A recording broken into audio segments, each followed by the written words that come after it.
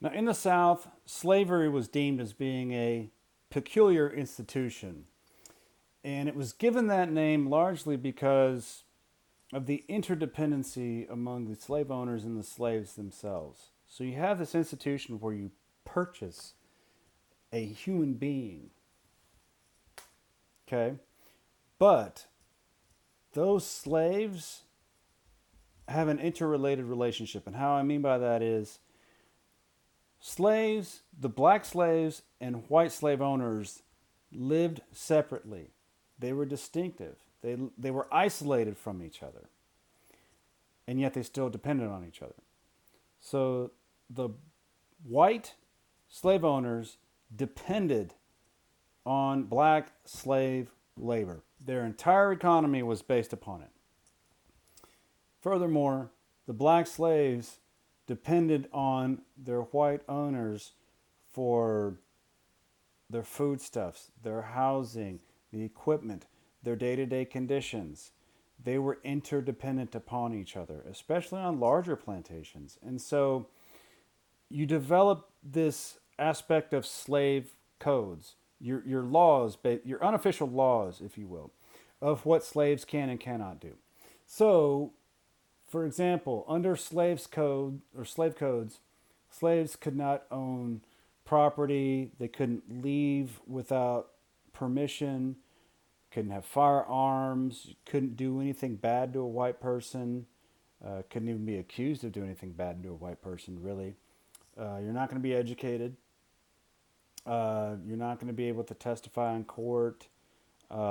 Basically, white people can do anything to slaves. They can kill slaves, and eh, nothing come of it. Okay. By the way, you may only be part black. If you have mere traces of African American, you were considered black. Okay, so those you see a number of African Americans today who may be a quarter black or a third or something of the sort. That's considered black.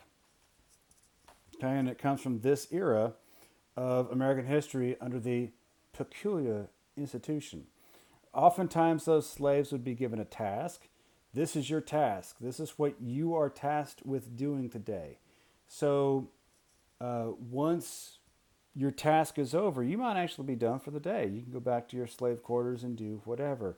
But generally speaking, slaves worked 6 days a week, and okay, maybe you have your seventh day of worship to do basically whatever you need. Otherwise, though, especially on the larger plantations, the white plantation owners themselves might actually be working with the slaves. They might actually develop a kind of a paternal relationship. Okay, so that oftentimes happens. Um, Slave owners on the wealthy plantations might actually have, if you would believe it, an amicable relationship with slaves. And the paternal system led to many slaves adopting the name of their slave owner.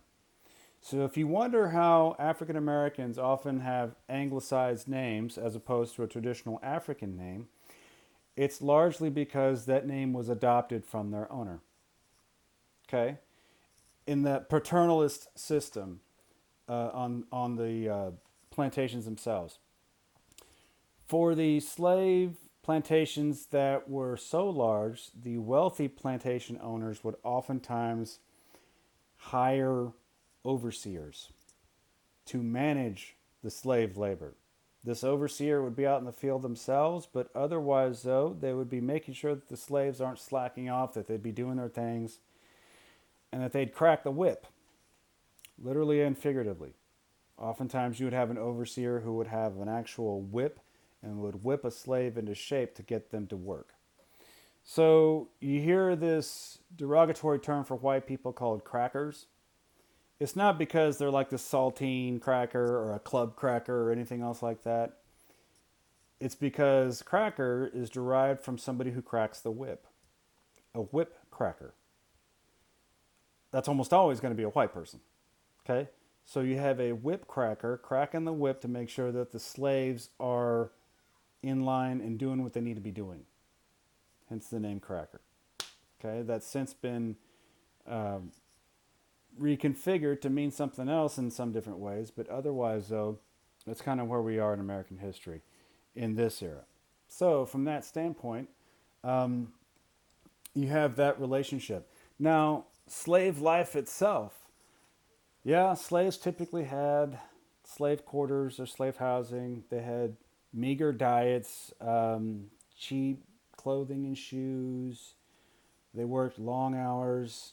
Slave women worked long hours. Slave children worked long hours. But slave women also cooked and cleaned and raised their child. Oftentimes they were single moms.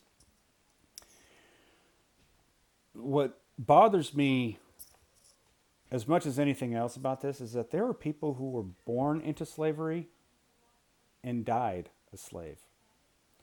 All of these things, they bother me. It's just unimaginable for me to think that somebody lived their entire life like this.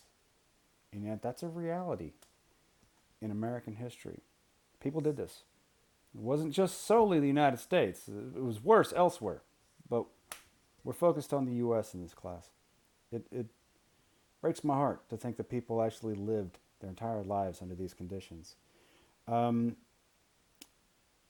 One other thing, in 1808, the United States government banned the actual importation of slaves from Africa.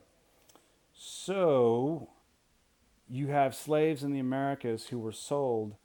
Um, Slave selling was still allowed, but it wasn't necessarily brought to the United States specifically.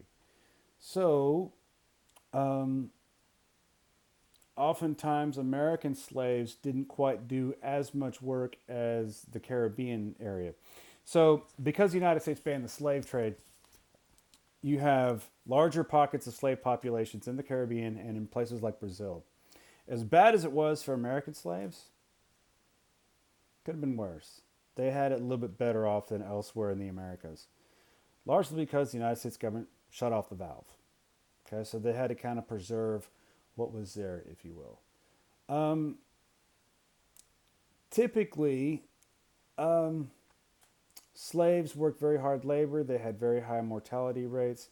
Oftentimes, you would have subcultures. Maybe Sunday was all you had. We'll talk about this in a little bit more detail down the line, but it's pretty rough. So you're working long hours under very hot and humid conditions, doing manual labor. You have somebody cracking a whip on you, and somebody who physically owns you. Okay? And you don't have anything to your name other than your soul. So, from that perspective, you're starting to develop a slave culture that'll take place, and we'll talk about that in a little bit in more detail.